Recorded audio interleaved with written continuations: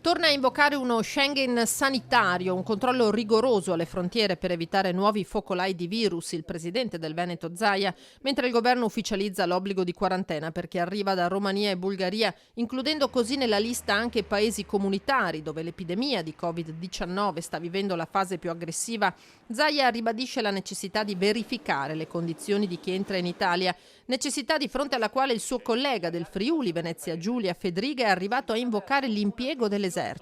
Io penso che ci vorrebbe un'Europa che stabilisca che c'è uno Schengen anche di natura sanitaria e quindi ci vogliono controlli e in maniera tale che poi non ci siano problemi di circolazione del virus da paesi dove magari c'è stato poco governo del virus rispetto a paesi come il nostro dove ovviamente la sanità ha funzionato. Romania e Bulgaria dunque nel gruppo dei paesi dell'Est Europa da cui fare ingresso in Italia diventa complicato. Siamo davanti a un nuovo fenomeno che è quello del virus che arriva ovviamente dall'estero. Abbiamo già avuto focolai da Serbia, da Croazia, dai paesi africani e anche dalla Romania.